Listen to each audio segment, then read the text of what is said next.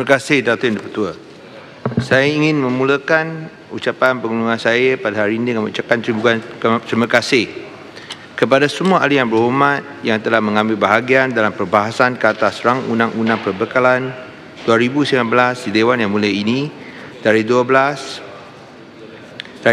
hingga 15 hari bulan November 2018. Semua pandangan, teguran dan cadangan yang dibangkitkan oleh ahli yang berhormat berhubung perkara berkaitan Kementerian Kewangan adalah amat dihargai.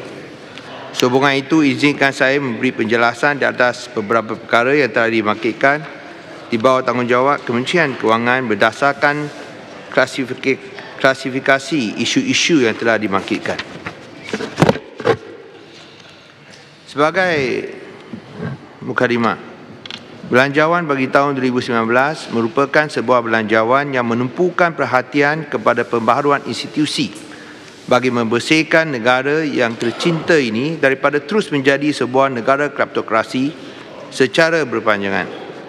Selaras dengan konsep CAT atau pentadbiran cekap, accountable dan tulus, pembaharuan institusi ini melibatkan beberapa langkah konkret yang melibatkan penggunaan sistem tender terbuka dengan lebih meluas, pelaksanaan zero-based budgeting, pengiraan perbelanjaan off-budget serta hutang dan liability yang sebelum ini disembunyikan oleh pentadbiran yang lama ke dalam belanjawan dan penyata kerajaan serta migrasi sistem perakaunan kerajaan daripada yang berasaskan tunai kepada yang berasaskan akruan.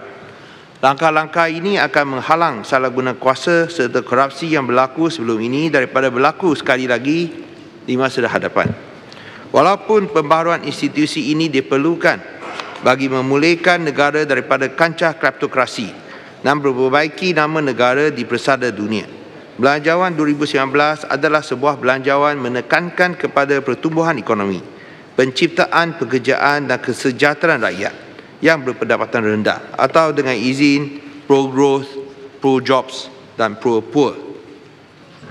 Pewujudan pekerjaan ini dapat dilakukan melalui penyertaan sektor swasta secara aktif untuk membina sebuah ekonomi keusahawanan yang kurang bergantung kepada bantuan kerajaan.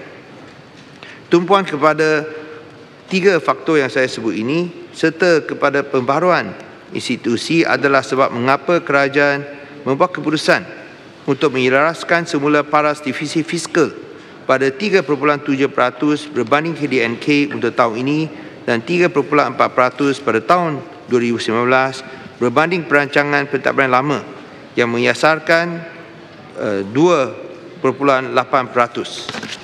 Penyelarasan ini adalah perlu memandangkan ada pelbagai skandal yang telah memudarkan keadaan ada kedudukan kewangan dan fiskal sehingga pihak kerajaan tidak ada pilihan lain tetapi untuk menangani masalah yang timbul, termasuk untuk tahun depan seperti yang sedia dimaklumkan oleh Datuk Yang Di-Pertua, kerana keperluan untuk membayar refund GST dan income tax dan juga pendapatan, cukai pendapatan, memaksa pihak kerajaan untuk mendapat satu dividen khas secara one-off daripada Petronas supaya kita dapat menunaikan janji untuk membayar balik wang milikan pembayar cukai yang telah digunakan tanpa pengetahuan dan tanpa kebenaran pembayar cukai. Ini telah pun menimbulkan beberapa persoalan dan pihak kerajaan telah pun menjelaskan bahawa ini adalah satu pembayaran dividen secara one-off kerana GST pun dah dimasukkan, refund GST yang tidak berbayar tidak akan timbul lagi. Dan tentulah, tambah lagi, tentulah kerajaan yang baru ini adalah kerajaan bersih. Kita tidak akan amalkan amalan jahat atau tabiat jahat kerajaan lama yang gunakan wang rakyat tanpa pengetahuan dan juga kebenaran mereka. Oleh sebab itu, yang 30 bilion ringgit dividen ini adalah secara one-off. Dan itulah sebabnya perlu untuk membayar balik wang milikan rakyat yang telah, seperti yang saya sebutkan tadi, disalahgunakan oleh pihak kerajaan lama.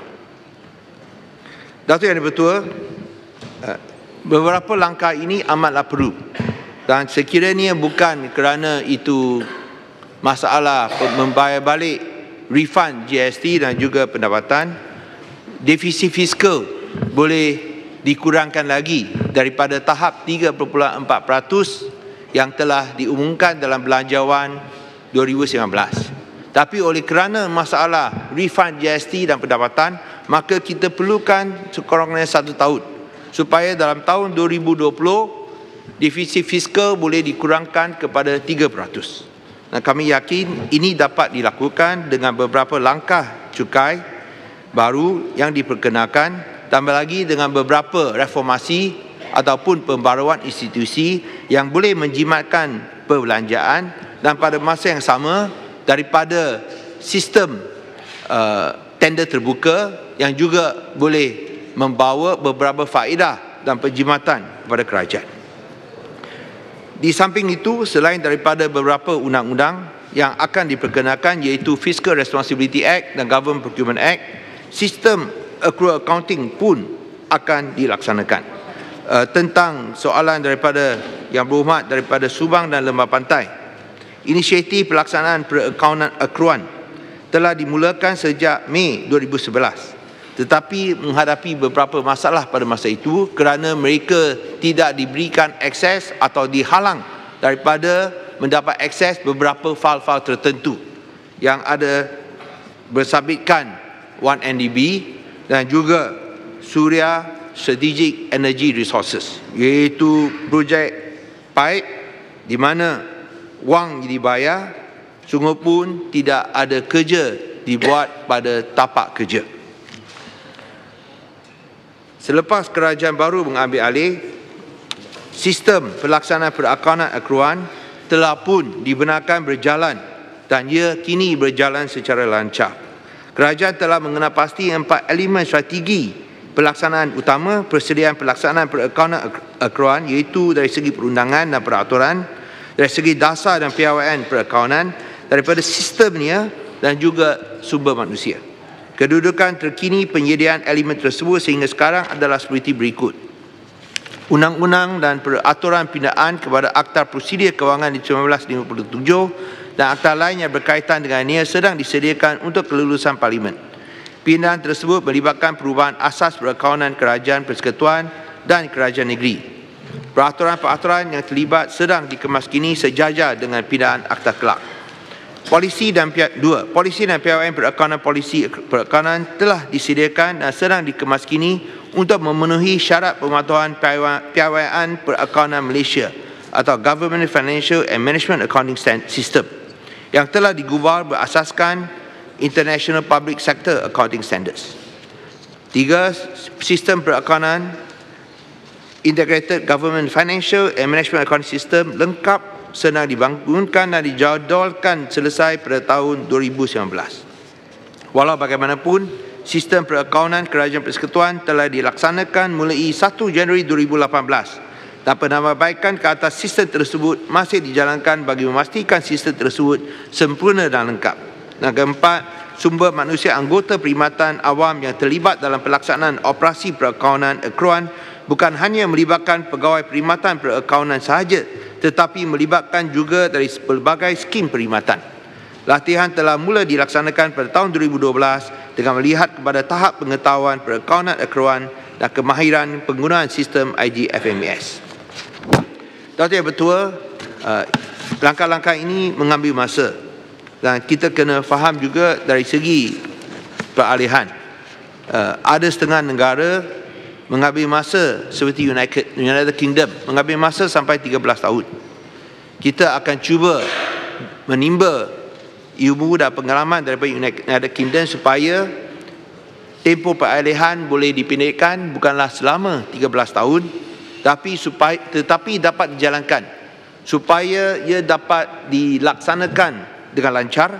Dan yang paling penting sekali, dengan sistem accrual ini kita akan pastikan penyata-penyata kewangan adalah yang sahih, yang benar, yang juga mencerminkan apa yang berlaku dan bukanlah dimanipulasikan seperti yang kerap dilakukan oleh kerajaan lama. Ini adalah penting supaya bukan sahaja kita bersihkan yang dulu. Saya habis. Nanti saya bagi. Saya habis. Yang penting ialah kita pastikan kita bersihkan masalah yang dulu, tapi yang penting juga kita jaminkan skandal-skandal seperti ini tidak akan berulang lagi. Inilah satu tugas yang selalu diulang-ulang oleh Yang Amat Berhormat Perdana Menteri. Beliau selalu sebut kita akan bersihkan yang lama, tapi beliau nak jaminan tidak akan berlaku selepas beliau dan juga Yang Berhormat Padulisan tak ada lagi. Tak mau bakal-bakal Perdana Menteri atau bakal-bakal kerajaan macam dulu melakukan apa yang amat memalukan negara sebelum ini. Dan boleh mencelah. Akta-akta seperti Fiscal Responsibility Act, Government Procurement Act dan sistem akruan akan dapat memastikan ia tidak berulang. Ini awal sikit. Belum. Sila Puan Tian. Ya, mengenai yang lama, yang baru yang disebut oleh Yang Berhormat Menteri. ZBB, Zero Based Budgeting ini sistem bermula 1970-an, Yang Berhormat Menteri. Yang terkini ialah Outcome Based Budgeting, OBB.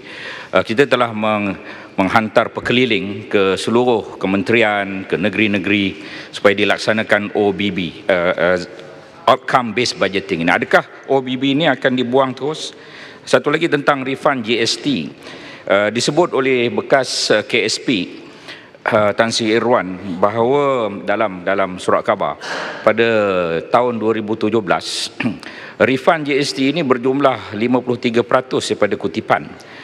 Atas sebab itu, maka pada tahun itu kebanyakan fail di KIV untuk diaudit, bukan tujuan untuk tidak membayar, ya, sebab mereka tidak tahu apa berlaku pada tahun 2018. Pada pandangan mereka boleh dibayar 2018, 2019. Jadi tidak ada duit yang hilang sebenarnya. Apa pandangan Yang Berhormat Menteri? Sila Menteri. Saya harap Yang Berhormat Puan Tian sabar sikit.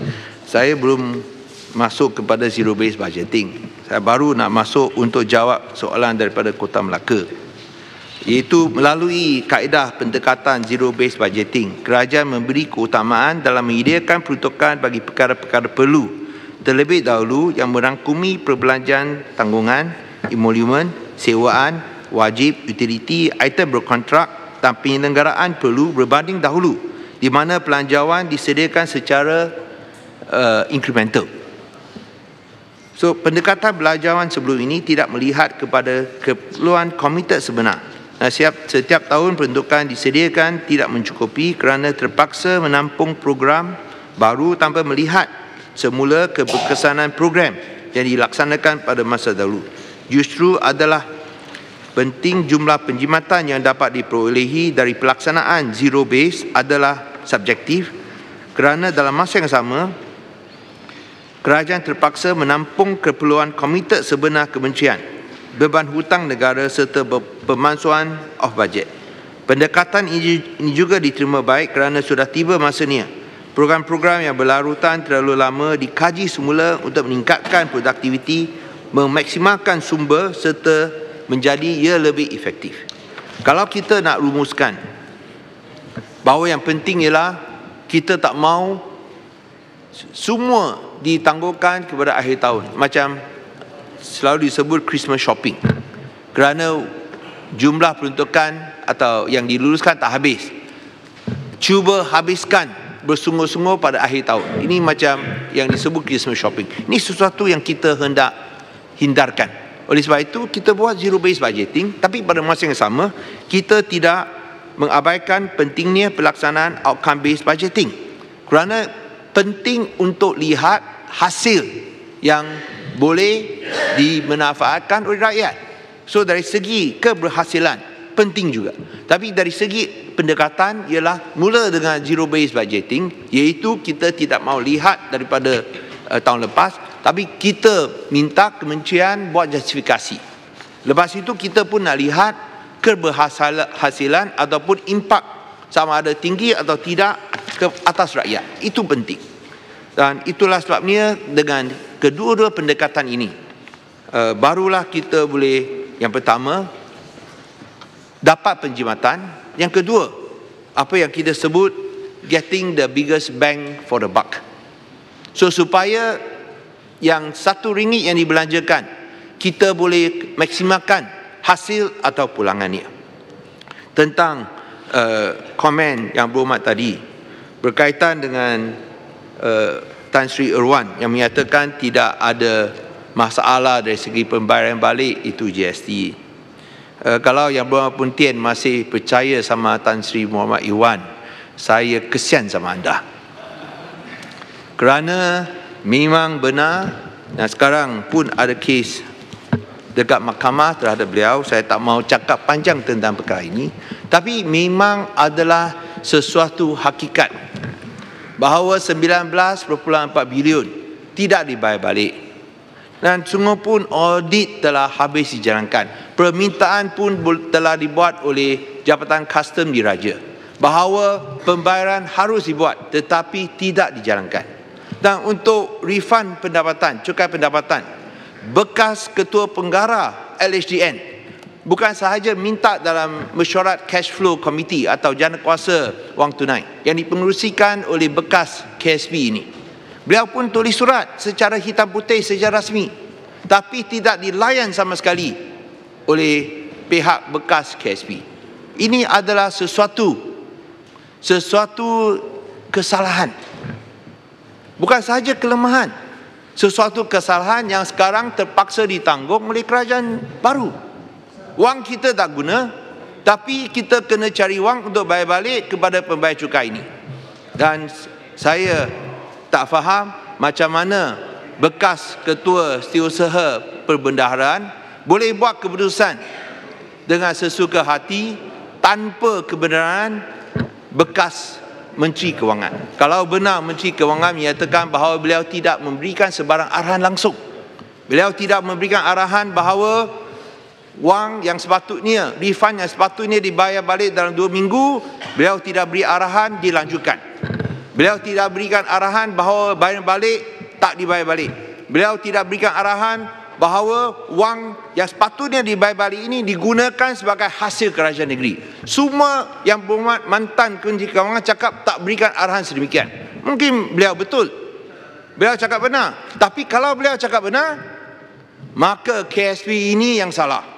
Dan Yang Berhormat Pun Tien, sekiranya sampai hari ini masih percaya orang macam ini, saya benar-benar kesian sama anda. Terima kasih, kesian pada saya. Apa? Biar saya habis ini. Yang saya sebut tadi ialah kenyataan dalam akhbar, ya. Dalam akhbar yang dibaca oleh rakyat keseluruhannya, bahawa 53% daripada klaim GST itu terlalu tinggi. Oleh kerana itu KIV dan ditangguhkan. Itu yang saya sebut. Kita tunggu laporan PAC yang berhormat, ya. Tunggu laporan PAC, mungkin minggu depan kita tahulah. Ya, kita tunggu. Tapi yang penting ialah Yang Berhormat tidak tahu ada masalah refund GST sebanyak 19.4 bilion yang tak dibayar. Bukan sahaja tak tahu, Yang Berhormat daripada Rembau pun tak tahu. Dia nyatakan dalam interview, mengapa seorang menteri pun tak tahu? Kalau menteri tak tahu, timbalan menteri tak perlu cakap lagi. So anda sekarang cakap tentang suatu perkara yang anda tak faham langsung. Untuk seorang yang suka troll sama saya, untuk seorang troller, saya akan bagi kepada troller. Sila. Terima kasih. Pekan dengan ini. Baik, sila teruskan pekan. Ya, kalau mengikut pada ingatan saya, klaim GST biasanya dalam lingkungan 7-8 bilion. Tapi bila naik sampai 19 bilion ni, sebab kerajaan PH memutuskan untuk memasukkan GST. Jadi bila nak masukkan GST, berdua-dua orang klaim balik. Itu sebenarnya ceritanya. Kongsi pekan, sila Yang Menteri. Ya, itu pekan ini. Macam mana nak gambarkan seseorang yang masih dalam sindrom denial. Bila kita sebut 19.4 bilion, ia adalah pada tarikh 30 Mei. Dia bukan semasa GST dimasukkan, tak ada kaitan langsung dengan GST dimasukkan. So itu sebab saya sebut yang berapa pekan dalam denial syndrome. Kalau kita sebut dalam 3 bulan bila ada tax holiday, bila ada cukai cuti, bila ada cuti cukai, itu lain. Itu kita ada itu permintaan, tuntutan, memang ada, tapi tak termasuk dalam 19.4 bilion. So you are missing the woods from trees. Dengan izin, itu sebab yang berhormat pekan harap boleh cakap benar. Adakah yang berhormat pekan tahu bahawa setakat sebelum hilang kuasa ada jumlah sebanyak 19.4 bilion? Tahu tak tahu? Yang saya tanya sama menteri ini, semua cakap tak tahu. Tapi adakah yang berhormat menteri, mantan menteri, tahu tak tahu? Ada refund sebesar 19.4 bilion sehingga saya ada pertanyaan daripada yang berhormat, bekas yang berhormat MITI pun sebut. Banyak yang minta mengapa wang beratusan juta tak dibayar. Ini adalah satu hakikat. Ini yang kita nak tahu, mengapa wang seperti ini diselewengkan daripada rakyat. Yang saya sebut, bila minta bahawa GST dirombak, saya cakap itu yang menyebabkan kerajaan rompak sama wang pembayar cukai. This is a fact, but you are still in a denial syndrome. Nak bangun lagi? Kalau bangun, saya bagi jalan. Tengok report PAC. Sebab masa saya jadi Menteri Kewangan, ada laporan bahawa kita terhutang sampai 19 bilion. Itu yang saya nak tahu. Saya nak jelaskan di sini. Kalau saya tahu, kita akan ambil tindakan tentu. Tak ada wang yang dirompak sebab semua masuk dalam consolidated account. Wang itu bukan milikan kerajaan. Wang itu adalah input tax yang harus dituntut dan dibayar balik kepada rakyat. Itulah refund GST. Dan sekiranya yang berhormat, yang luluskan, yang bentangkan itu akta GST. Ingat tak? Tahun 2000, sebelum 2015. Dilaksanakan pada 1 April 2015. Menyatakan dengan jelas, mesti dibayar balik dalam tempoh 2 minggu. Mengapa ia tidak dibayar balik dalam 2 minggu? Tapi yang berhormat, dalam akta itu juga nanti anda bukan... Saya tak benarkan. Bagilah orang cakap. Apa ada masalah? Bukan mantan menteri. Dalam akta itu juga sebut. Duduk. Betul. This is your floor. Tu boleh tak bagi. Tunggu. Kemudian nanti dia bagi. Ini perkara serius. Orang yang tak tahu duduk. Ini yang saya rasa yang berhormat menteri, mantan menteri kewangan. Menteri. Tak. Ini floor menteri kewangan, sila menteri. Inilah sebabnya pihak kerajaan terpaksa minta satu dividen khas 30 bilion untuk menjelaskan refund GST ini. Bagan takut dengan Pontian ke Bagan? Takut dengan Pontian? Orang yang tidak tahu jangan buang bangsa. Badan saya kecil saja, takkan Bagan takut dengan saya. Dalam saya tak benarkan. Pontian minta duduk. Betul. Sila Menteri Kewangan. Terima kasih. Ya, akta sebut, tapi mesti dapat kelulusan daripada Menteri Kewangan. Menteri Kewangan tak berikan kelulusan sedemikian. Beliau sudah cakap tidak berikan kelulusan. Dan kalau tidak berikan kelulusan, ini berlawanan dengan undang-undang. Itu salah di sisi undang-undang. Ingat tak yang berhormat pekan? Jog your memory a bit. Apa sudah jadi? Apa sudah jadi dengan wang 19.4 bilion? Itu yang sekarang terpaksa ditanggung oleh kerajaan baru. Itu bukan jumlah wang yang kecil. Itu jumlah wang yang besar. Itulah sebabnya kita kena dapat satu jawapan yang penuh. Apa yang sebenarnya berlaku? Tak berjawab. Itu yang jadi masalahnya. Menteri ada pun laluan Menteri. Menteri Jasin nak bertanya. Ini ahli jana kuasa PAC. You got conflict of interest. Anda tak boleh tanya tentang perkara ini. Minta maaf. Itu maaf. Saya mencadangkan kepada Yang Berhormat Menteri, jangan bincang lagi tentang pemulangan duit GST. Kerana sekarang perkara tersebut dalam PAC akan dibentangkan rumusannya minggu depan. Kita tengok sama-sama siapa yang betul, siapa yang salah. Jangan buat tuduhan. Okey. Terima kasih banyak. Itu saja saya nak cakap. Terima kasih Jasin. Saya minta Menteri teruskan. Terima kasih Jasin. Saya tunggu laporan PAC. Saya tunggu. Tak akan lari punya. Dan saya harap mantan Menteri Kewangan pun tak lari. Tak lari untuk jawab soalan penting ini. Where did the 19.4 billion ringgit go? Sampai 2 tahun tak dapat pembayaran. Itu satu isu besar. Yang Berhormat Datuk Speaker, the 19.4 billion is in the account. Tak hilang pun duit tu. Until the report is keeping table, then we know who is right, who is wrong. Kalau masih ada dalam akaun, mengapa kita nak cari wang untuk bayar balik tak ada wang? Itu yang jadi masalah. Mengapa Rembau report? Nampaknya sama ada Yang Berhormat daripada pembangkang ini keliru atau tak mau akui hakikat. Kerana ini tak ada kaitan dengan pemalsuan GST. Macam mana? Pemalsuan GST adalah mulai zero rated 1 hari bulan Jun. Ini adalah sebelum 1 hari bulan Jun. Itulah hakikat. So itulah sebabnya saya cakap jangan keliru. Jangan pura-pura juga. Tak bagus. Teruskan Menteri. Ya, terima kasih. Berkaitan dengan soalan daripada Yang Berhormat Rembau, yang memang sekarang saya lihat satu-satunya ahli pembangkang yang cuba berlandaskan fakta. Bila cakap tak tahu, tak tahu. Macam refund GST beliau sebut tak tahu. Itulah yang kita nak berbahas. Mungkin ada pendirian lain tak apa. Tapi sekurang-kurangnya kita berdasarkan fakta dan angka, bukan berdasarkan fitnah dan tumahan. Itu memang tidak bertanggungjawab. Dan saya sungguh pun beliau ada berikan pandangan, lebih baik teruskan GST tapi kurangkan kadar. Beliau masih rindu sangat sama GST.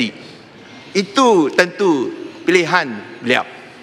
Tapi kita lihat kerana kesan dan impak negatif GST, sudah masanya GST dijadikan sebagai satu bahan sejarah. Kerana terlalu banyak penyelewengan dan penyalahgunaan kuasa, penyalahgunaan wang yang berlaku, khususnya berkaitan dengan refund GST ini. Dan tentulah saya telah berulang-ulang menyatakan SST yang pihak kerajaan perkenalkan untuk menggantikan GST, kita tidak jaminkan tidak akan menyebabkan kenaikan harga. Tapi yang kita pasti ialah sekiranya berlaku kenaikan harga, ia adalah lebih kurang daripada impak GST. Dan kita boleh lihat kesannya, kalau kita lihat kadar inflasi bagi suku ketiga, ialah hanya pada tahap 0.5%. Termasuk juga pada bulan 9. Saya rasa adalah sesuatu kadar inflasi yang amat menggalakkan kerana menunjukkan bahawa dari segi kenaikan harga, ekoran pelaksanaan SST masih terkawal. So 0.5% untuk suku ketiga berbanding dengan 1.3% untuk suku kedua. Dan mengikut kajian kesan pelaksanaan SST oleh KPDN HEP ke atas 417 barangan, secara purata perbandingan harta barangan antara bulan Mei hingga September, 70% atau 290 barangan mencatatkan penurunan harga dan 27% mengalami kenaikan harga. So itu adalah sesuatu yang kita lihat, harga atau inflasi terkawal. Tapi tentu sekiranya ada kenaikan harga, kita tidak jamin tak ada kenaikan harga, tapi sekurang-kurangnya impaknya lebih kurang berbanding dengan GST. Jelasan YB Menteri. Tentang dana perlindungan kesihatan B40. Itu Ini 417 barang je yang Berhormat Menteri. Barang SST ada 6,405 ya. Ya. Saya minta maaf, ini floor Menteri, terpulang pada Menteri memberi atau tidak? Sila. Saya bagi kepada Yang Berhormat Rembau yang tahu apa yang wujud dan apa yang tak wujud. Yang Berhormat Menteri, saya cuma nak tanya dari segi SST ya. Ini keluar sikit daripada harga barang. Sewaktu SST diperkenalkan semula, perbahasan daripada pihak sini ada bangkitkan kekhawatiran berkenaan dengan kesan cascading, kesan compounding effect atas beberapa perkhidmatan, dan jelas ini sudah pun berlaku. Ada beberapa sektor perkhidmatan sudah melaporkan bahawa kesan tersebut sudah pun berlaku, dan ini memberi kesan kepada perniagaan mereka dan juga kepada harga perkhidmatan tersebut. Jadi apakah jawapan Menteri dalam perkara ini? Sila Menteri. Berkaitan Yang Berhormat Menteri. Berkaitan ya. Yang Berhormat Menteri. Ya. Boleh ya? Petrajaya. Ada hubung kait juga. Saya pun berkaitan juga. Saya beri Petrajaya dulu. Terima kasih. Yang Berhormat Menteri, ini berikutan aduan daripada persatuan-persatuan kontraktor. Bila kita beralih kepada JST kepada SST, sebenarnya ianya menimbulkan permasalahan pada kontraktor. Misalnya dalam konteks JST dulu, klaim berhubung kait dengan konsultansi, ianya reimbursable. Dia boleh klaim balik sebab dia berasaskan input dan output. Tapi sekarang ini mereka terpaksa menanggung disebabkan konsultan akan mengecharge mereka SST yang mana tidak termaktub dalam perjanjian awal bila mereka memasuki tender kerajaan misalnya. Kedua, ada beberapa perkara yang dikatakan oleh Yang Berhormat Rembau tadi. Ada perkara yang dikecualikan SST. Tapi perkara asas misalnya besi, tapi ada perkara juga yang tidak dikecualikan daripada SST. Misalnya material berhubung kait dengan tiles yang banyak digunakan dalam construction industry. Perbezaannya sekarang, sebelum SST harganya RM2.30 per piece. Tapi sekarang ni RM2.54 per piece. Jadi ini sudah pasti akan menjejaskan the construction industry. Water closet misalnya, 647.27 sen before SST, tapi lepas SST sekarang ini harganya RM712. Jadi ini kesannya kepada construction industry yang akhirnya akan menyebabkan the construction sector itu sendiri terjejas. Apatah lagi dengan apa yang diputuskan oleh Kementerian Kewangan sekarang ini, iaitu untuk mana-mana projek yang berasaskan kepada bukan open tender mesti ada reduction of 10%.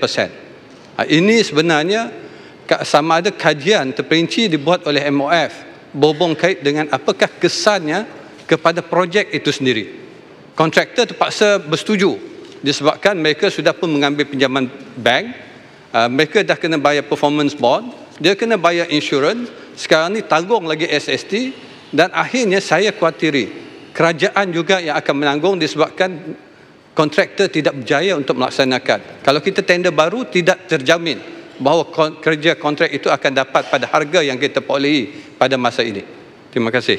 Yang Berhormat Menteri, saya akan bercakap dengan baik dan bersopan. Ya. Baik, biar saya jawab dua. Dia ada kaitan. Soalan ini dulu. Duduk. Pontian duduk dulu, Pontian. Duduk. Okey. Saya nak jawab dulu. Nanti saya bangun balik. Ya, baik. Iaitu saya kira ni ada itu cascading effect.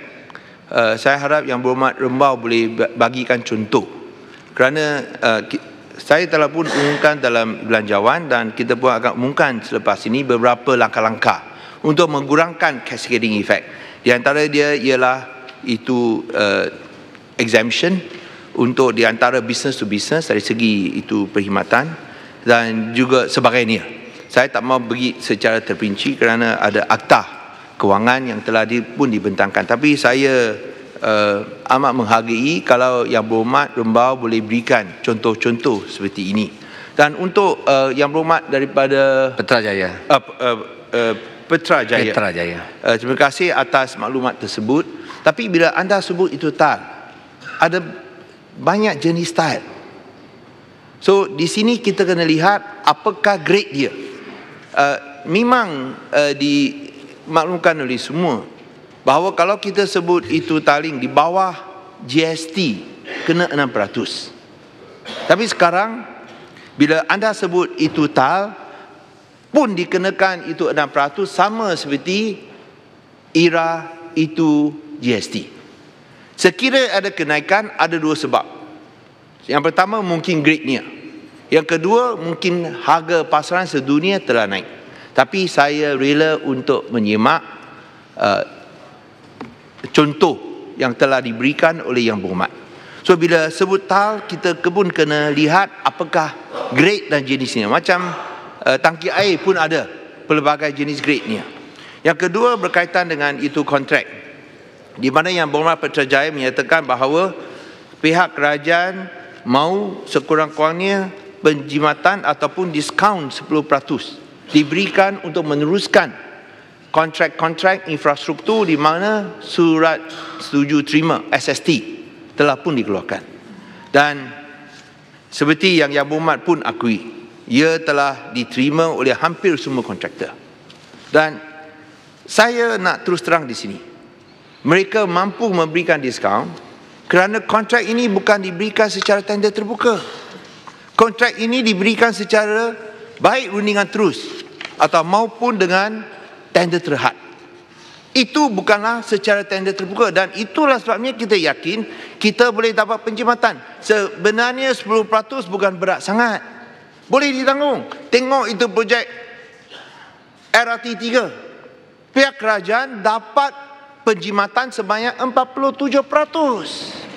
Penjimatan sebanyak 15 bilion daripada 31.5 bilion kurangkan kepada 16.5 bilion. Atau yang baru ini MRT2.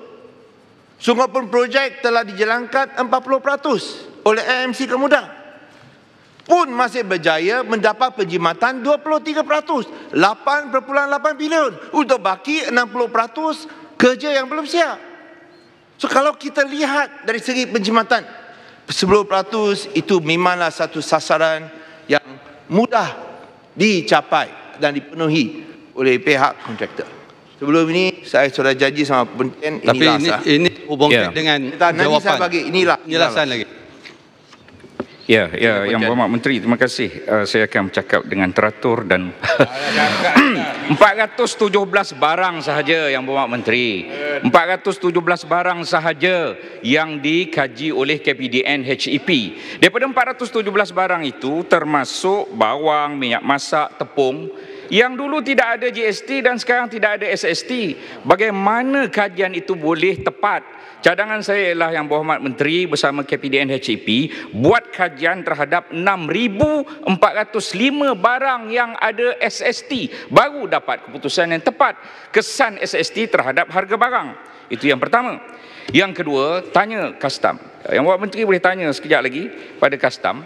30 bilion jumlah the black economy, the hidden economy, ekonomi gelap di Malaysia ini. Dengan GST boleh dikurangkan 20 bilion daripada 30 bilion itu. Itu sebab kita laksanakan GST dan itu sebab Rembau juga mencadangkan supaya GST ada 3% diturunkan, ya, kos nilainya. Terima kasih. Terima kasih Pontian. Tak Menteri. Ya. Saya pun kadang-kadang tak tahu macam mana nak jawab Yang Berhormat Pontiannya, tak mahu pun mengakui realitinya. Itu adalah kajian daripada KPDN HEP yang pun digunakan oleh kerajaan lama. Tapi biar kita tunggu dulu. Bila ada kajian yang akan dibuat tak lama lagi, kita lihat apakah kesan dan impaknya. Dan sekiranya Yang Berhormat tanyalah, saya rela terima maklumat. Mana-mana barangan yang naik begitu mendadak, tolong bagi tahu kepada pihak kementerian. Kita sedia untuk siasat. Saya percaya Yang Berhormat Bandar Kulim baru dia sedia siasat. So ini tidak merupakan satu masalah. Dan tentang itu ekonomi gelap, black economy yang selalu diungkit-ungkit oleh Yang Berhormat, itu adalah sesuatu yang kita harus ambil tindakan.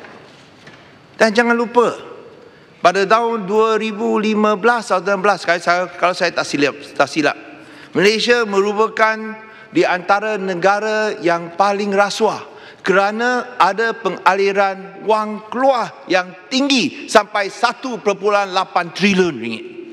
Masa itu tak dengar yang Berhormat Pontian sebut tentang black economy. Tapi sekarang sebut tentang black economy. Apa jadi dengan illicit capital outflow? 1.8 trilion ringgit masa itu. So di sini kita sebut tentang ekonomi gelap. Ya, itu adalah salah satu usaha yang kita harus laksanakan. Termasuk tentang penyeludupan rokok yang merupakan satu isu besar. Ini akan diambil tindakan. Yang gagal diambil tindakan oleh kerajaan lama. So itu kita akan berusaha. Okey? Yang terakhir. Terima kasih. Kalau Yang Berhormat Menteri ingat bahawa dalam proses perolehan kerajaan, ianya dipandu arah oleh Kementerian Kewangan. Dan dalam konteks ini, saya kira JKR misalnya, aduan yang saya terima daripada para contractors, keputusan waktu itu walaupun ianya selective tender, ianya masih berpaksikan kepada panduan ditetapkan oleh MOF. Dan biasanya JKR akan menentukan pada kadar iaitu berasaskan kepada anggaran yang ditetapkan oleh JKR untuk menyiapkan projek tersebut. Ianya tak ada special treatment walaupun selective tender. Itu ketentuan dibuat oleh JKR. Dan sekiranya itu sekarang ini kita menyuruh kontraktor memberi 10% diskaun dengan dua pilihan. Setuju ataupun kalau tak setuju kontrak di-terminate. Bayangkan kontraktor sudah pun mempunyai komitmen dengan bank. Kedua, dia dah bayar performance bond, dia dah ambil insurans dan sebagainya. Apa pilihan yang ada pada mereka? Dan untuk survive, dia akan setuju menerima. Tapi bahayanya, setakat mana kita dapat pastikan dengan menerima jumlah yang lebih murah daripada apa yang dah dipersetujui, sama ada mereka akan dapat memastikan kontrak dilaksanakan berdasarkan kualiti yang ditetapkan ataupun spesifikasi yang ditetapkan. Adakah kita dapat memantau yang akhirnya nanti saya takut kerajaan yang akan rugi. Bila projek siap, kita akan terpaksa menanggung kos untuk repair, maintenance dan sebagainya. Itu pertama. Kalau dapat Yang Berhormat Menteri juga nanti boleh bagi saya secara bertulis. Apakah kontrak-kontrak yang telah ditamatkan? Apakah kontrak yang telah dipersetujui yang 10% diskaun? Dan berapa banyak yang ditamatkan? Adakah apa-apa tindakan mahkamah ke atas kerajaan kepada kontrak yang dah ditamatkan? Kalau ada, apakah kemungkinan tanggungan oleh kerajaan berhubung kait dengan kerugian yang bakal dituntut oleh kontraktor yang ditamatkan projek? Terima kasih Peter Jaya. Sila. Terima kasih Datuk Yang Pertua. Terima kasih kepada Yang Berhormat Putrajaya. Sehingga sekarang, setakat ini, pihak kerajaan tidak mengambil sebarang tindakan perundangan ke atas mana-mana kontraktor.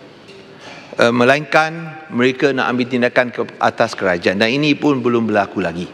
Kerana mereka tahu bahawa kerajaan nak adakan satu penyelesaian menang-menang.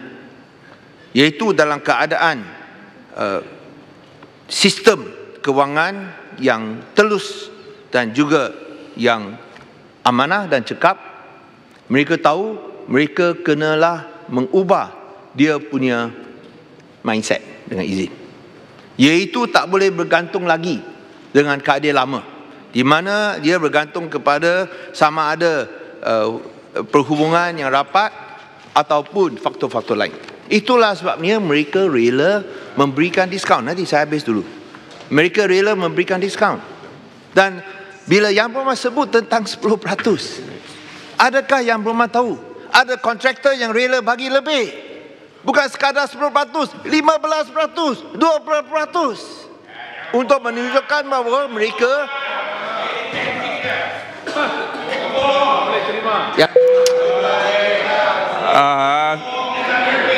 sila ikut peraturan. Silakan. Terima kasih. Dan saya rela bagi contoh sedemikian. Bahawa bukan sekadar 10% tapi lebih daripada itu. Menunjukkan bahawa memang ada banyak lemak yang harus kita kurangkan. Dan itulah menunjukkan kegagalan kaedah lama kerana tidak jalankan sistem tender terbuka. Anda boleh buat pre-qualification, tapi dalam pre-qualification itu pasti ada tender terbuka. Mengapa dibuat secara ringan terus? Mengapa dibuat secara tender terhad? Itu merupakan kerugian kepada negara. Dan bila sebut tentang itu syarikat-syarikat, saya tentu akan semak dengan pegawai saya. Tapi seperti yang saya sebut dalam belanjawan, semua kontrak-kontrak di mana SST dikeluarkan telah dikembalikan kepada kementerian masing-masing, bukan lagi di bawah Kementerian Kewangan. Kementerian masing-masing akan putuskan sama ada projek ini jalan atau tidak, dengan syarat mesti dapat diskaun sekurang-kurangnya 10%. So kuasa sekarang berada dalam kementerian masing-masing, bukan lagi di bawah Kementerian Kewangan untuk tahun ini. Kerana kita laksanakan sistem tender terbuka, ia akan diterima pakai pada tahun depan. Masa itu tentulah pihak Kementerian Kewangan akan uruskannya. Tapi sekarang ia adalah di bawah kementerian masing-masing. Saya minta tadi senarai kalau dapat Ibu Ahmad berikan. Ya, saya akan simak. Kerana ini tak boleh tak janji untuk berikan pihak senarai kepada saya. lain.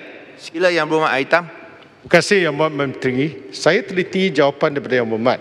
Ya, sesuatu yang kita alu-alukan, iaitu kita kena mementingkan tentang tender terbuka. Kita setuju demi kebaikan negara. Tetapi pada 30 Oktober dalam Dewan Yang Mulia ini juga, Timbalan Menteri Kewangan mengatakan dengan jelas dalam Dewan ini, di bawah 5 situasi kita benarkan direct nego. Saya cuma nak tanya, 5 situasi yang dimaksudkan oleh Timbalan Menteri ialah keadaan mendesak, keseragaman, bekalan dan perkhidmatan, keselamatan dan strategik serta kontraktor Bumi Putra. Bermaksud ianya adalah satu bidang yang terlalu luas dan terbuka pada penyelewengan. Saya nak bertanya, Yang Berhormat seorang yang mengagung-agungkan tender terbuka, kenapa pula Timbalan Menteri ini, mungkin dengan restu Yang Berhormat, saya tidak tahu, sama ada wajar atau tidak kita membenarkan direct nego dalam keadaan ini. Kalau tak ada mekanisme ini membolehkan direct nego dijalankan, semua kementerian masing-masing boleh mengadakan direct nego atas 5 situasi itu. Saya khawatir ianya akan menjadi satu perkara yang tidak diingini dan termasuklah penyelewengan. Apa pandangan Yang Berhormat tentang perkara ini? Terima kasih kepada Yang Berhormat Aitam. Dulu tak sokong tender terbuka, sekarang sokong. Apa yang disebut oleh Yang Berhormat Timbalan Menteri saya betul. Kerana ada keadaan tertentu yang mendesak di mana tender terbuka boleh digantung. Macam bila ada bencana, kita perlu dapat bekalan dengan cepat. Takkan kena tunggu 2-3 bulan. Ataupun tentang kontrak-kontrak tertentu. Misalnya, contohnya untuk Kementerian Multimedia. RTM, contohnya nak jemput seorang penyanyi terkemuka, takkan adakan tender terbuka. Kalau anda tender terbuka, Yang Berhormat Aitam pun boleh cuba nasib. Bagi free pun mungkin boleh dapat. Tapi bagi free tak ada orang nak dengar. Hanya mereka nak dengar penyanyi-penyanyi yang hebat-hebat. Macam sekiranya saya bagi tahu itu contoh. Bagilah itu penyanyi yang hebat-hebat. Pak Syed Salak, sila duduk. Menteri mempunyai floor untuk berhujah. Berilah peluang mengikut peraturan. Saya tak sebut Pak Syed Salak, saya pun tak akan sebut sama Pak Syed Salak. Jangan bimbang. So di sini bila ada itu kemampuan ataupun kebolehan yang luar biasa, tak boleh adakan tender terbuka. Kita kena direct nego dengan penyanyi tersebut. So itu adalah keadaan istimewa. Kita bukan laksanakannya kepada semua kementerian. Tapi akhirnya jangan lupa, Ketua Audit Negara akan buat audit. Dan sekiranya tak ikut peraturan, teguran yang dibuat, tindakan akan diambil. So itulah saya rasa semak dan imbang. Check and balance. Yang Berhormat, saya setuju. Dan kita tak boleh terlalu terikat bahawa mesti tender terbuka. Tak boleh. So kita kena lihat keadaan. Tapi akhirnya kita kena lihat peratusan daripada kontrak-kontrak yang dijalankan bukan tender terbuka. Saya rasa itulah yang kita dapat ukur keberkesanan sistem tender terbuka yang dipakai. Saya nak bagi kepada Tanjung Karang sikit tentang Karang sudah diri lama. Bagi peluang kepada Tanjung nanti saya tanya. Tanjung Karang. Saya nak 3 perkara ringkas. Yang pertama, saya dapat penjelasan agak keliru. Yang Muhammad kita tadi, mana-mana projek yang telah dikeluarkan AST terpulang kepada pihak Kementerian Berkenaan untuk menentukan nak terus ataupun tidak. Tapi dalam Dewan yang mulia ini, bila saya tanya mengenai hospital Tanjung Karang, saya dimaklumkan bahawa pihak Kementerian Kesihatan membuat rayuan kepada Kementerian Kewangan sama ada hospital itu akan diteruskan ataupun tidak. Itu yang agak keliru. Sama ada keputusan Kementerian Kewangan untuk meneruskan ataupun terletak kepada Kementerian Kesihatan. Itu yang pertama. Yang kedua mengenai tender terbuka. Saya nak ulang balik dengan sahabat saya Sungai Petani. Saya setuju buka tender terbuka. Tapi sebagai contoh, membekal baja yang dibekal oleh NAFAS. NAFAS inilah satu badan di bawah kementerian di bawah LPP. Adakah bekalan baja ini juga akan dibuat bekalan terbuka? Mengapa tidak diberikan direct nego? Kerana ia akan memberikan keuntungan balik kepada pihak kerajaan dan juga pesawah-pesawah dan juga pekerja-pekerja. Itu yang pertama. Yang kedua. Yang ketiga ni AST. Yang Berhormat membuat pengumuman bahawa terima kasihlah bagi pengecualian kepada bahan-bahan binaan. Adakah Yang Berhormat yakin ataupun adakah kajian telah dibuat dengan mengecualikan bayaran AST ni, cukai AST kepada bahan-bahan binaan akan boleh menyebabkan harga rumah turun 10%. Terima kasih. Terima kasih kepada Yang Berhormat Tanjung Karang. Saya kena semak lah. Tiba-tiba bangkit tentang itu hospital Tanjung Karang. Saya kena semak dan saya akan maklumkan kepada Yang Berhormat. Dan juga nanti saya habis dulu boleh tak? Duduk dulu sekejap. Dan tentang itu pesawat itu saya pun akan semak. Sekiranya benar-benar itu rundingan terus boleh lebih menjimatkan. Tapi itu kita akan kajilah. Tapi biasanya tender terbuka lebih menjimatkan. Tak apa, saya akan semak. Okey, dan berkaitan dengan itu SST. Pengecualian untuk sektor pembinaan. Di sini Redah pun telah memberikan balasan bahawa mereka akan kurangkan harga rumah sebanyak 10%. So itulah respons daripada mereka yang kita nak lihat. So dari aspek ini, pengecualian ini telah membawa kita harap manfaat kepada pembeli-pembeli. Dan termasuk juga dana perlindungan kesihatan B40 yang disebut tadi oleh Yang Berhormat Rembau. Ini ditubuhkan bertujuan bagi menyediakan jaringan keselamatan kewangan sementara bagi membantu golongan B40 menghadapi kesulitan akibat menghidapi penyakit kritikal atau dimasukkan ke hospital. Ini boleh membantu golongan B40 mengekalkan taraf dan keperluan hidup mereka sementara mendapatkan rawatan di hospital dan kemudahan kesihatan kerajaan yang sedia ada bagi golongan B40. Saya habis ini. Okey. Skim ini juga direka bentuk untuk meningkatkan tahap kesedaran kewangan dan pemilikan polisi insurans dan takaful di kalangan B40 dan akhirnya untuk memperluaskan jangkauan supaya pemilikan polisi insurans dan takaful akan bertambah di kalangan B40 dengan membolehkan mereka mengalami atau menerima manfaat insurans dan takaful. Seperti yang disebut tadi, ialah untuk 4 critical illness. Tapi kita telah adakan perbincangan dan harap ini boleh dilanjutkan kepada 36 penyakit kritikal bagi golongan B40. Iaitu sekiranya mereka mengidapi salah satu daripada 34 penyakit dan di masa ward, maka cadangan ialah bahawa mereka boleh dapat bayaran RM50 sehari untuk tempoh 14 hari dalam setahun, iaitu RM700 wang tunai setahun. Dan ini kita harap dapat mengurangkan beban pesakit-pesakit yang tak dapat kerja dan pada masa yang sama boleh mendapat sedikit wang untuk menanggung perbelanjaan semasa mereka sakit. Dan tentulah skim ini adalah diberikan secara percuma kepada golongan B40. Dan kita harap Bank Negara yang akan menjadi pelaksana dapat mengemaskini ataupun menyiapkan semua persiapan-persiapan, menyediakan semua persiapan-persiapan supaya permohonan boleh mula pada tahun depan, dan kita cadangkan supaya boleh lebih mudah diakses oleh rakyat golongan B40. Permohonan boleh dibuat secara online, so tak payah cari borang-borang.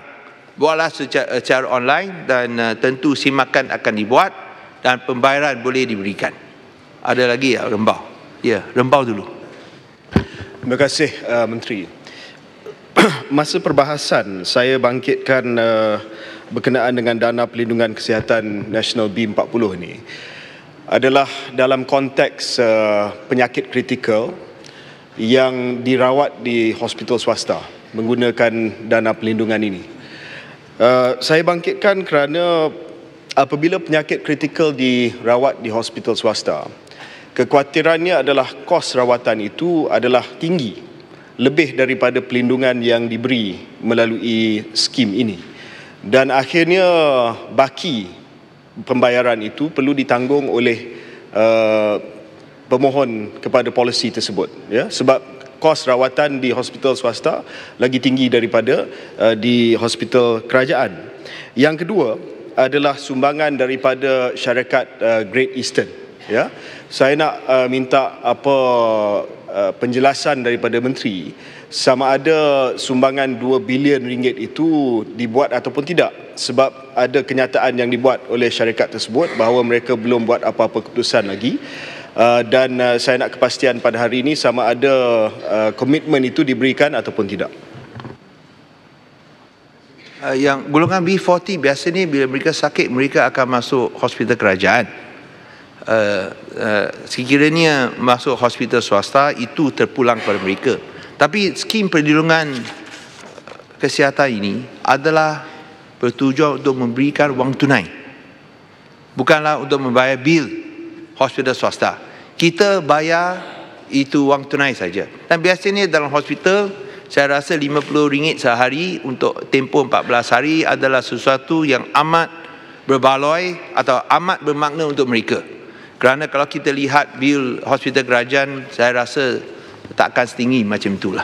So itulah usaha yang kita nak buat, dan kita akan, pihak kerajaan sedang berbincang dengan pihak Great Eastern dan juga syarikat insurans lain untuk memperluaskan itu coverage, memperluaskan itu perlindungan, bukan setakat kepada 4 itu penyakit kritikal, tapi perluaskan kepada 36 penyakit kritikal seperti mana yang diberikan untuk mereka yang membeli itu insurans perubatan.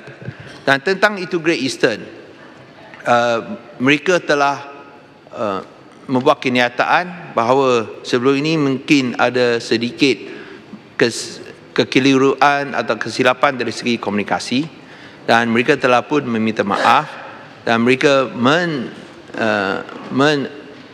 berakui bahawa skim ini telah dipersetujui oleh mereka sebagai gantian untuk tidak mengurangkan equity kepada 70%. So sekarang mereka boleh gunakan wang ini, derma wang ini, dan ini boleh digunakan bagi pihak itu golongan B40. Ya, Aitam. Yang Muhammad, tadi Yang Muhammad sebut tentang yang 5 keadaan, saya setuju 2. Dan 3 keadaan tu, keseragaman uniformity itu terbuka pada penyelewengan. Itu pertama. Dan kedua, kalau kita bagi bekalan dan perkhidmatan, itu ada sesuatu yang terlalu berluas. Tadi isu yang saya bangkitkan tu. Jadi saya minta Yang Berhormat tetapkan satu mekanisme supaya apa yang dilakukan oleh Yang Berhormat ni untuk tender terbuka tidak disalahgunakan oleh mana-mana agensi. Itu harapan kita supaya kita betul-betul kita serius dalam perkara ini. Terima kasih.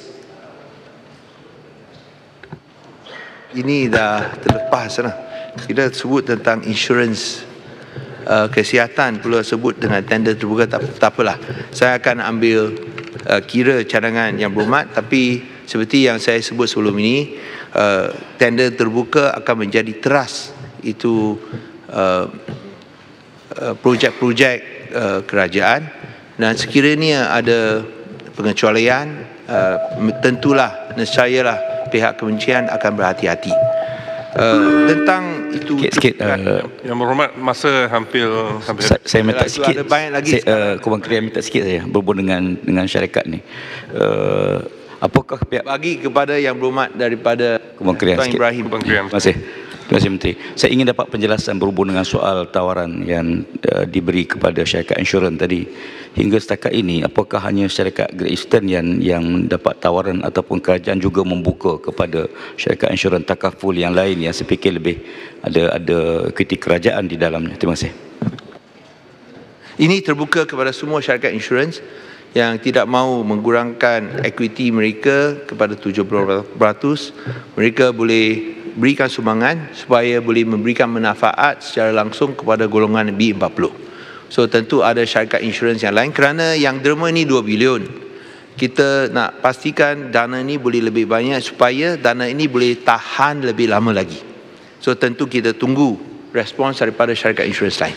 Jadi jumlah untuk mendapat pengecualian daripada pemegang equity 70% ini adalah 2 bilion. Sekarang 2 bilion. Tapi itu bergantung kepada nilai syarikat insurans.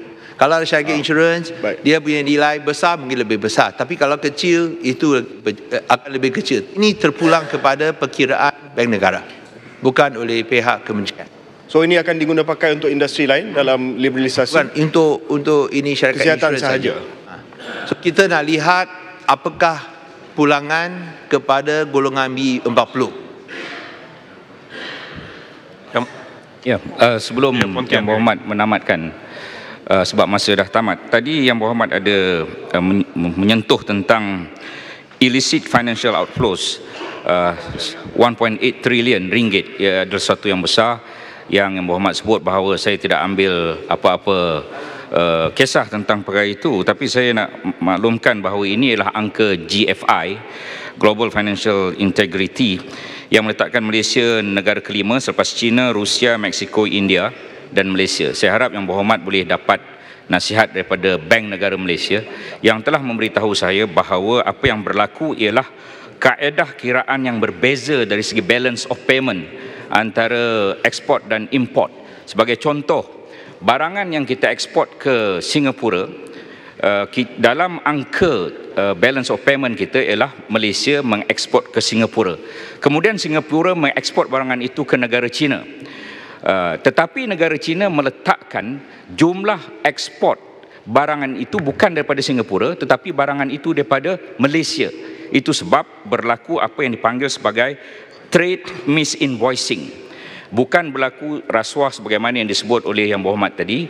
Jadi tentang perkara ini saya harap Yang Berhormat merujuk pada Bank Negara untuk dapat penjelasan. Satu lagi perkara yang akhir yang saya ingin sentuh, Fund My Home atau P2P yang telah dibangkitkan oleh Tanjung Karang, bahawa perkara ini sudah dipraktikkan meluas di negara China, tapi gagal kerana ia berlaku banyak impak negatif.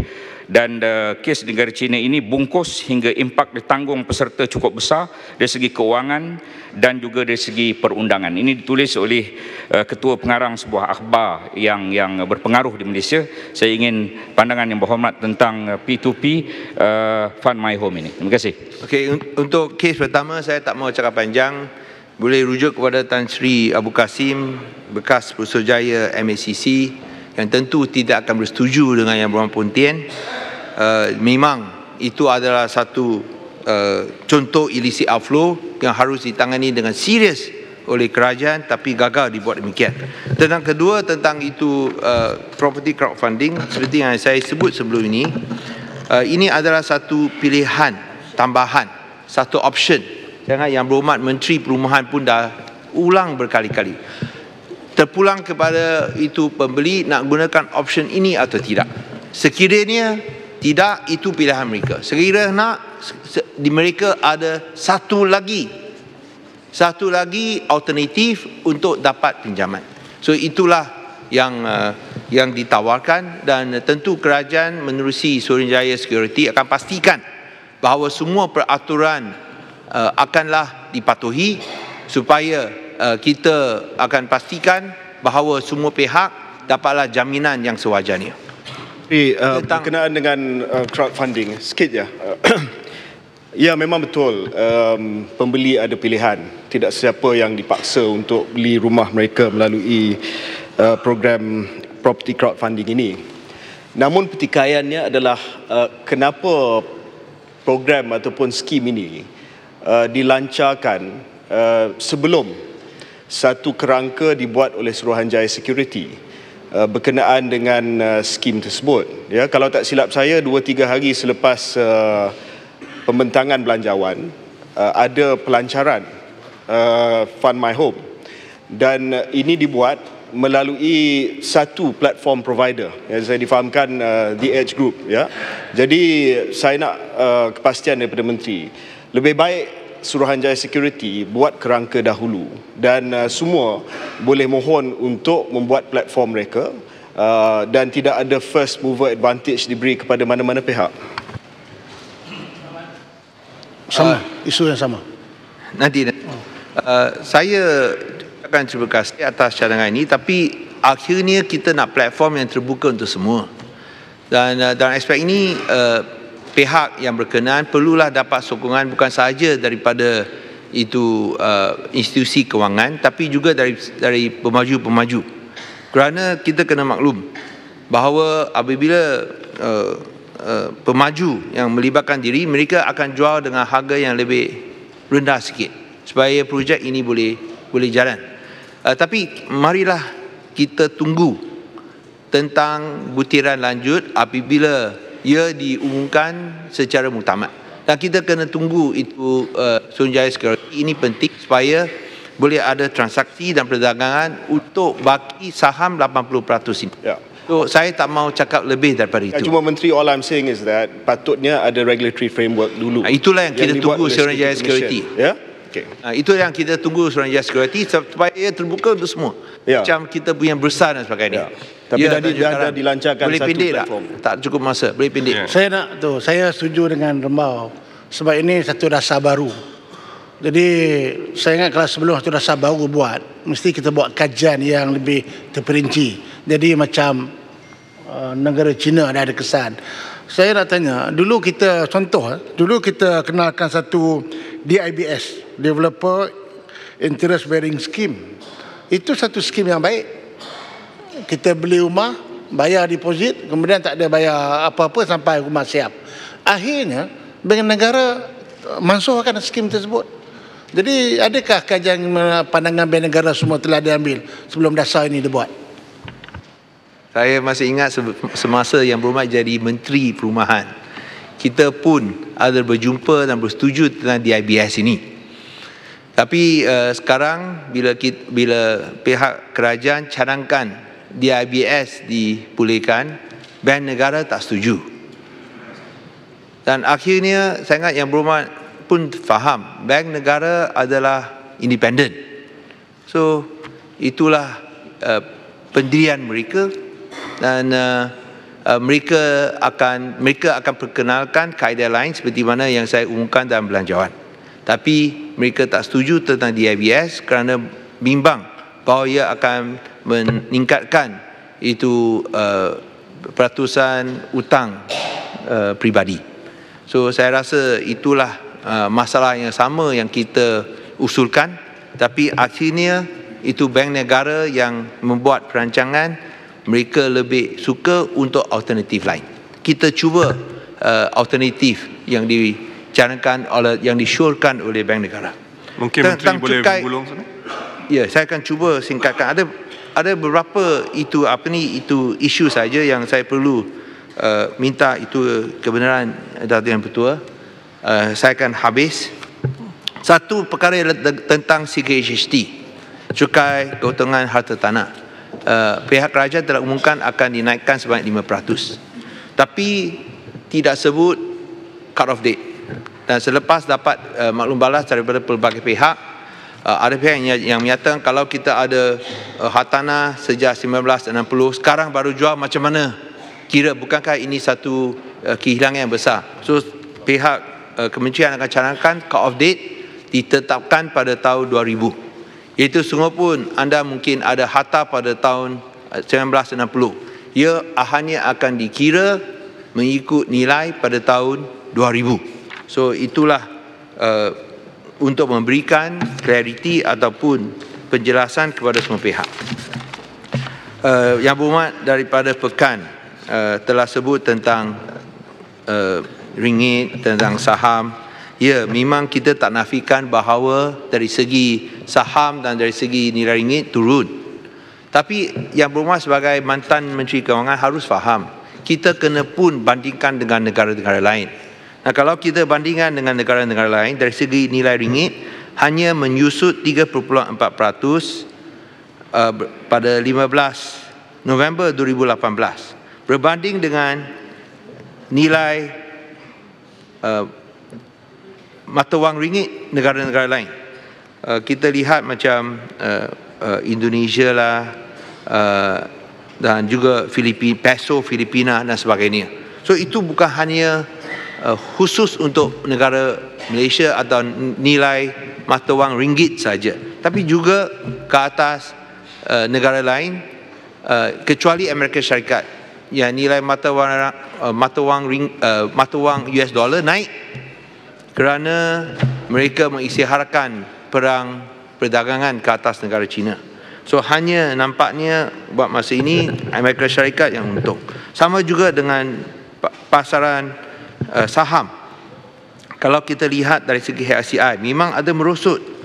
Tapi kalau kita banding dengan negara-negara lain, KLCI Bursa Malaysia merosot paling kurang sekali.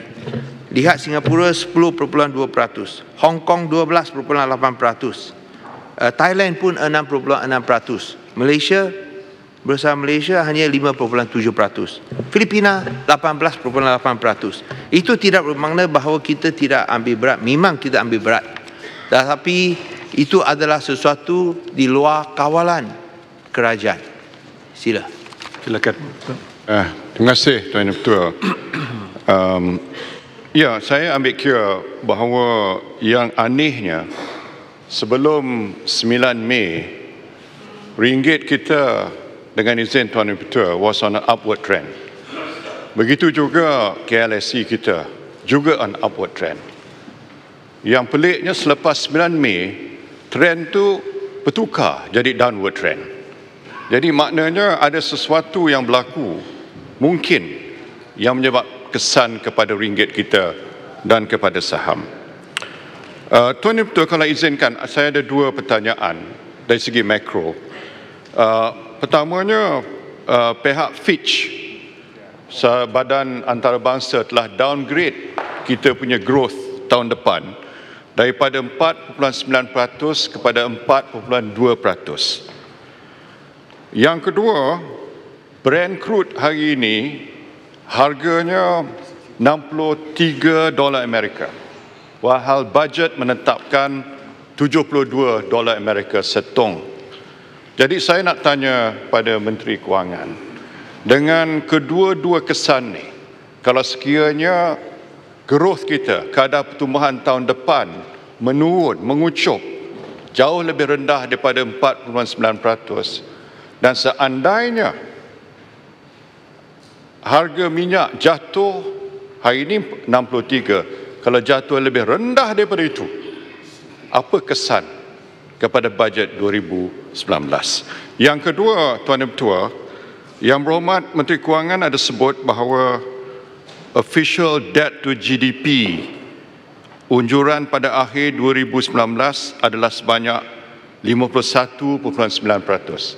Saya minta tanya pada Menteri Kewangan, nilai ringgit ekuivalennya kepada 51.9% debt to GDP ratio. Apa ringgit ekuivalennya?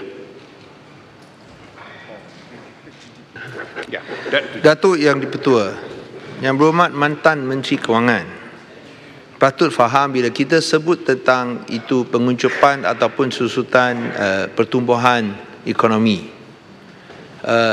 sama seperti itu saham dan juga nilai mata wang ringgit, kita kena bandingkan kepada negara-negara lain. Mereka pun mengucup juga. So bukan hanya negara Malaysia saja. Dan ini adalah kerana kesan di luar kawalan ekoran daripada perang perdagangan di antara Amerika Syarikat dan juga negara China. Dan tentang itu itu kesan ke atas harga minyak.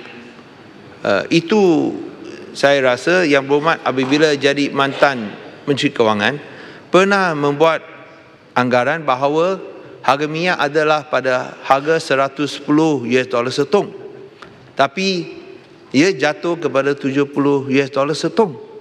Ini pun dianggap sebagai sesuatu biasa dan hanya satu pengumuman dibuat.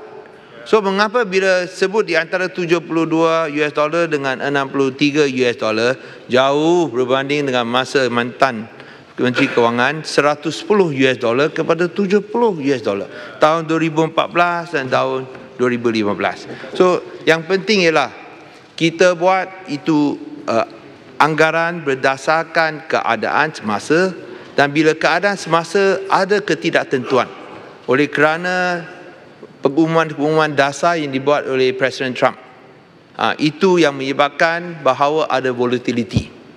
Dan itulah sebab ia di luar kawalan kerajaan. Tapi walau macam mana pun, Sungguh pun menghadapi beberapa cabaran sedemikian.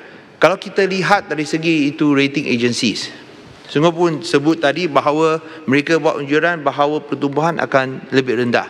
Tapi dari segi ratings, Malaysia masih kekal. Dan ini adalah sesuatu petanda yang amat penting bahawa mereka masih yakin ke atas komitmen pihak kerajaan untuk memastikan kita dapat memulihkan kedudukan fiskal dan kewangan negara. Bukan senang. Bila keadaan fiskal sudah naik kepada 3.7%, dia pun buat anjuran pertumbuhan turun, tapi ratings masih berkekal. Ini kerana mereka tahu bahawa kita nak bersihkan keadaan sebelum ini. Kita nak pastikan bahawa pembaharuan institusi dapatlah menjaminkan skandal-skandal sebelum ini tidak akan berulang lagi. Nah, di sini saya sebut, nanti saya bagi duduk dulu. Tentang 1MDB, duduk dulu. Yang Berhormat, duduk dulu. Yang Berhormat duduk dulu. Duduk dulu. Ya, tentang apa yang disebutkan Yang Berhormat tentang 1MDB dan IPIC. Meminta bahawa dedakan itu perjanjian. Macam mana kerajaan boleh dedakan perjanjian bila perkara ini dalam arbitration, bila perkara ini dalam mahkamah yang melibatkan yang Berhormat sendiri. Ini akan menunjukkan bahawa kita tak hormati undang-undang sub judice. Sungguh pun kalau boleh saya pun nak dedakan, kerana ini bukanlah sesuatu yang memberikan faedah kepada Yang Berhormat. Ini memihak kepada kerajaan. Tapi kerana kita hormati undang-undang, kita tak boleh dedakan. Kalau nak dedakan, saya suka dedakan supaya tunjuk siapa cakap betul, siapa yang cakap tak benar. So saya harap Yang Berhormat janganlah desak bila Yang Berhormat tahu kerajaan tak boleh buat demikian. Mengapa hanya sekarang tuntut tapi sebelum ni tak minta langsung? So itulah yang saya nak maklumkan tentang kes IPIC dan 1MDB ini. Janganlah cuba mendesak supaya ini didedakan kerana kerajaan tak berani dedakan. Itu menunjukkan saya cakap benar. Tak boleh cakap macam tu. Tunggulah di mahkamah. Tunggulah apabila arbitration dibuat. Dah sampai sekarang, saya harap Yang Berhormat pun boleh sedar. Ahli Parlimen UMNO sendiri pun tak percaya sama Yang Berhormat dari Pekan. Ahli Parlimen UMNO sekarang pun akui bahawa 1MDB adalah di antara sebab utama mengapa Barisan Nasional kalah dalam PRU yang ke-14. Tapi sehingga sekarang Yang Berhormat masih mau berulang-ulang kali tegaskan 1MDB adalah baik untuk Malaysia. 1MDB boleh membawa keuntungan kepada Malaysia. Kalau boleh membawa keuntungan, mana dia keuntungan? Cari daripada ujung, daripada atas sampai bawah, daripada keseluruhannya, mana ada untung, mana pergi dia aset. Itulah yang menjadi suatu masalah penting, satu masalah kewangan penting kepada negara. Tuan Yang Dipertua, saya tidak bermaksud bahawa tidak ada apa-apa kecurangan yang berlaku. Pada saya, yang penting ialah bahawa kita ambil tindakan untuk memastikan setiap ringgit itu dapat dipulangkan balik kepada Malaysia.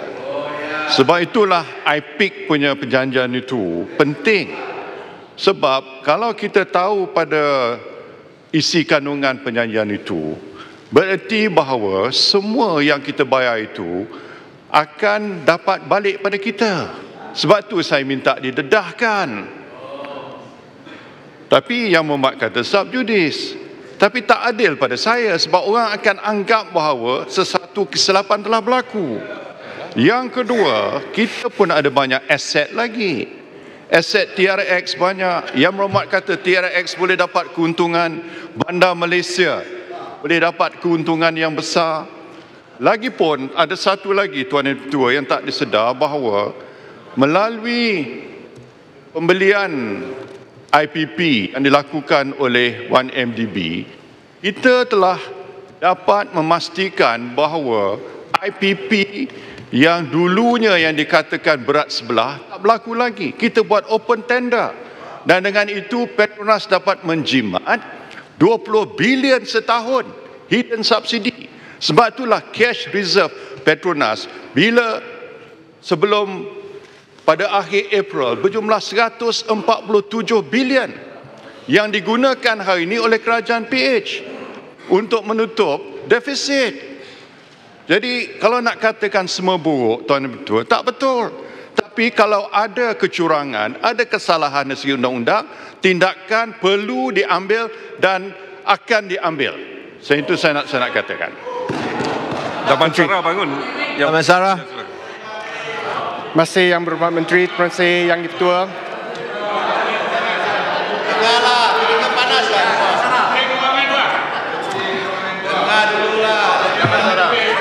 Saya ingin mengambil kesempatan ini untuk membongkarkan penipuan daripada Yang Berhormat Pekan.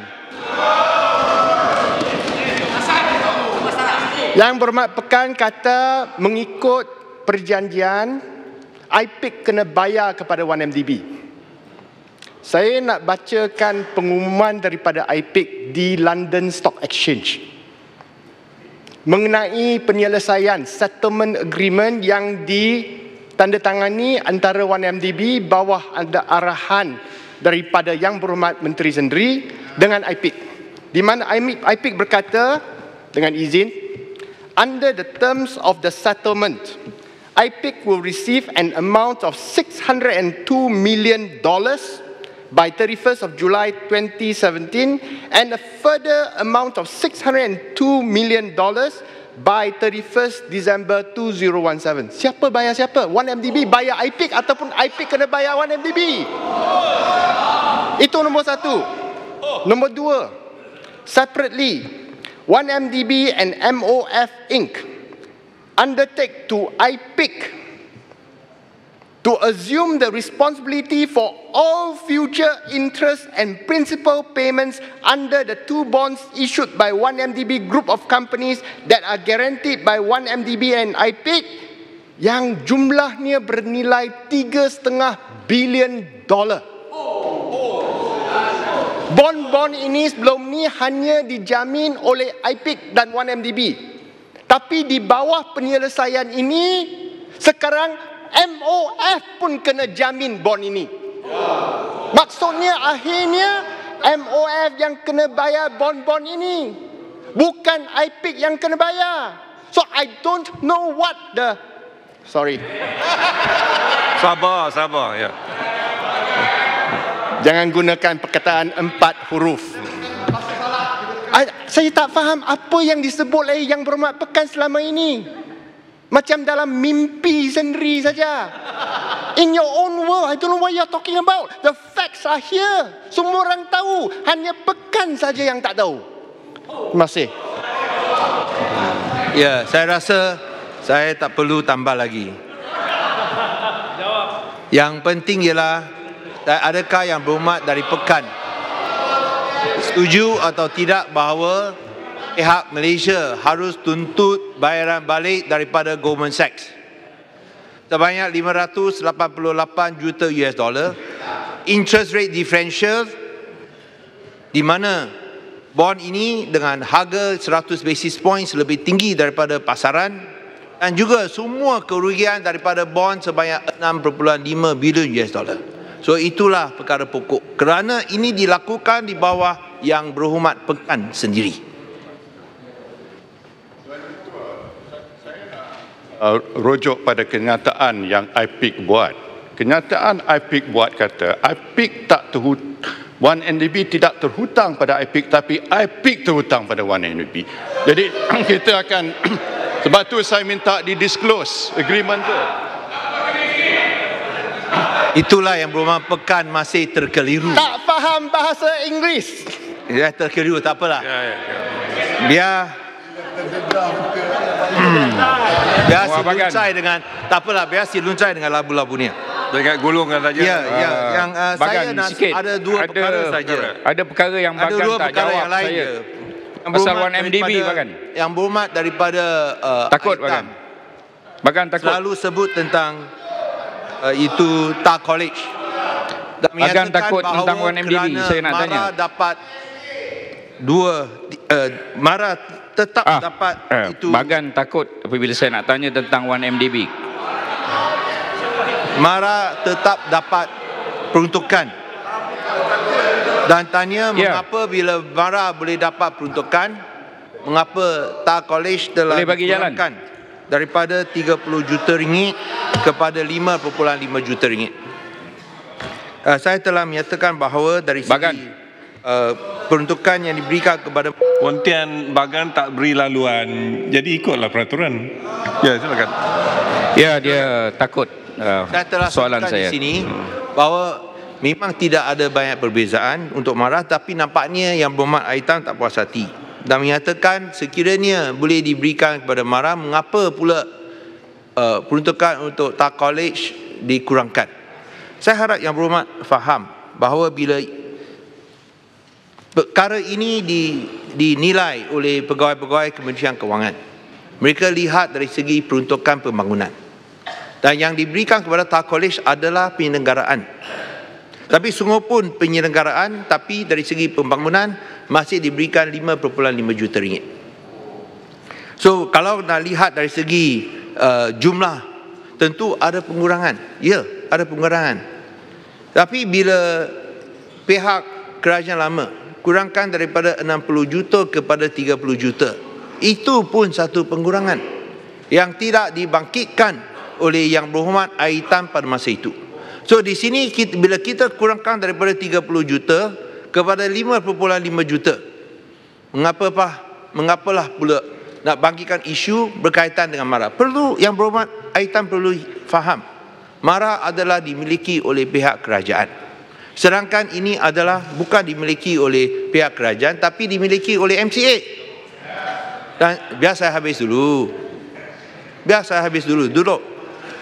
Dan MCA tentu ada sumber kewangan yang besar, sebanyak 2 bilion ringgit. Dan pada masa yang sama, TAR College ada dana sebanyak 583 juta ringgit. So di sini saya nak nasihatkan bahawa sungguh pun ini adalah bukan dimiliki oleh kerajaan. Kita pun terus diberikan kerana ini diukur oleh pegawai kerajaan dan mereka rasa berikan untuk tujuan pembangunan. Saya nak nasihatkan kalau boleh, kalau nak minta tahun depan boleh minta, kita akan timbang lagi. Tapi marilah kita berikan berdasarkan tujuan pembangunan seperti yang diberikan untuk sekolah-sekolah lain. So saya rasa barulah kita berbaloi. Dan di sini saya pun nak sebut bahawa pihak kerajaan untuk menunjukkan bahawa kita tidak hanya bagi kepada TAR College kerana ini adalah suatu institusi pendidikan yang dimiliki oleh sebuah parti politik. Dan kita pun, pihak kerajaan semua pun dimiliki oleh parti politik, masih berikan peruntukan 5.5 juta. Tolong Yang Berhormat bayangkan, kerana kita nak asingkan di antara politik dan pendidikan, politik dan perniagaan. Tengok kita punya JLC, tak dibenarkan melantik orang yang ada latar belakang politik lagi. So di sini sungguh pun begitu, kita nak berikan satu tempoh peralihan. Dan di sini tentulah pihak kerajaan mengkaji juga untuk memberikan supaya tidak menyatakan bahawa kita terlalu memihak atau berat sebelah kepada tak college atau universiti, bahawa kita pun mengkaji untuk berikan peruntukan kepada Southern College, kepada New Era College dan juga untuk itu hancang, iaitu yang merupakan itu college pendidikan.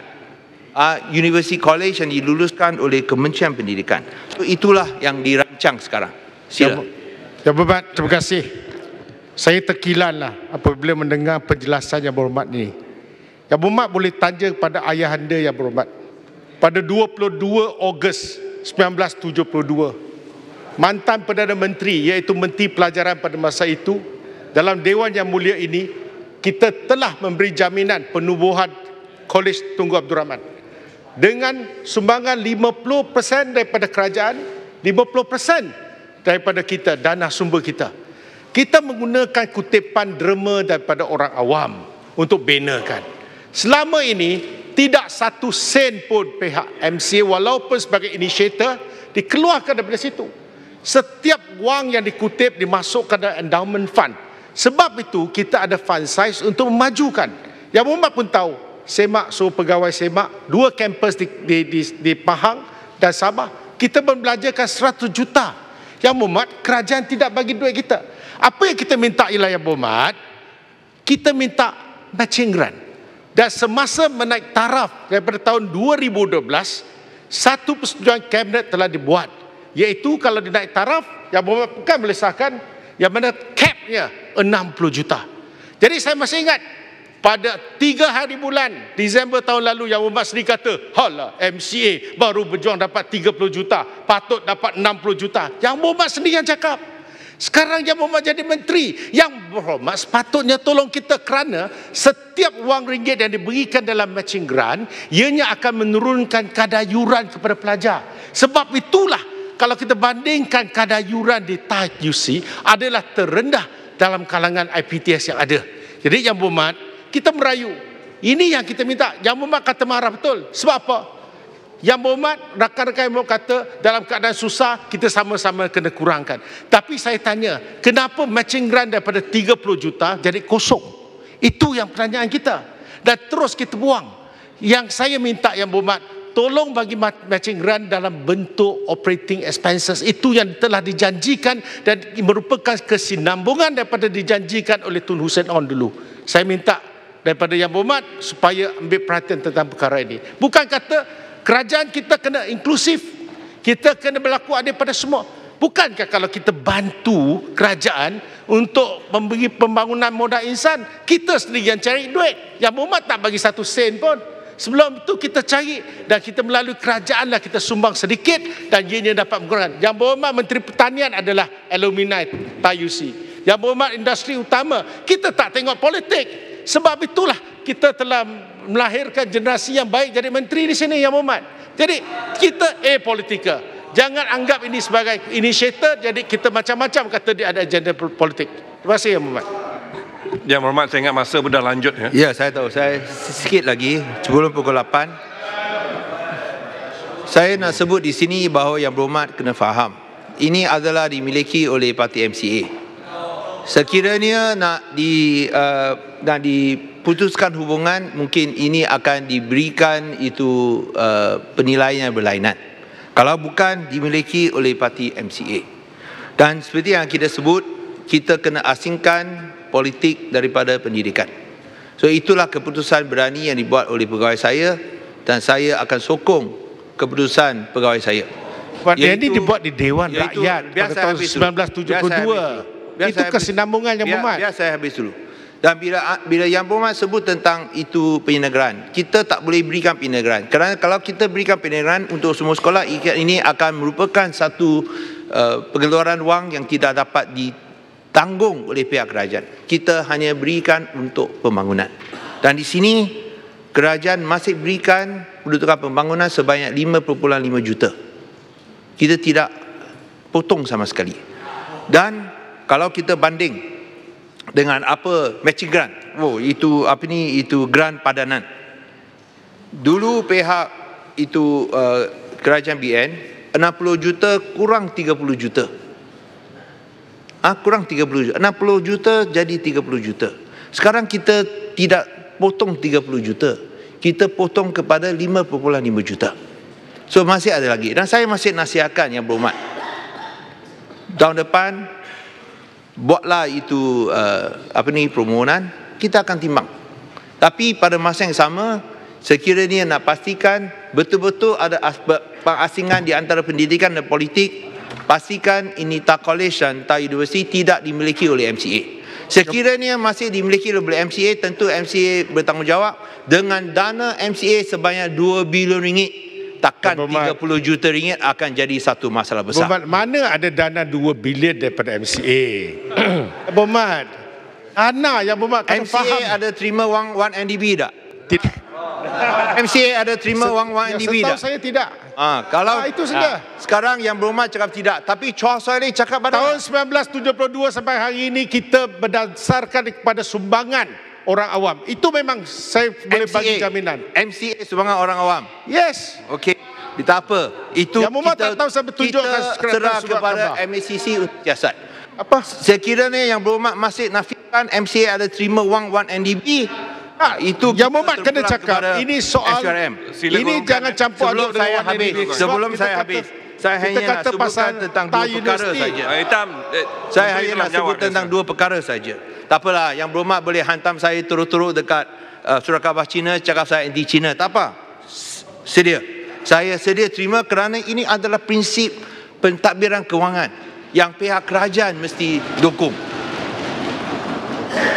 Satu lagi ialah berkaitan dengan skim subsidi harga padi. Saya ingin umumkan di sini bahawa skim subsidi harga padi akan dinaikkan daripada RM300 setan kepada RM360 setan. Dan tentang harga lantai IPG untuk getah pun akan dinaikkan daripada RM2.20 kepada RM2.50. Saya ucapkan terima kasih kepada semua ahli yang berhormat, khususnya daripada Pakatan Harapan yang telah menyokong usaha kita untuk membersihkan dan menyelamatkan ekonomi Malaysia. Sekian, terima kasih. Terima kasih, Berhormat Menteri.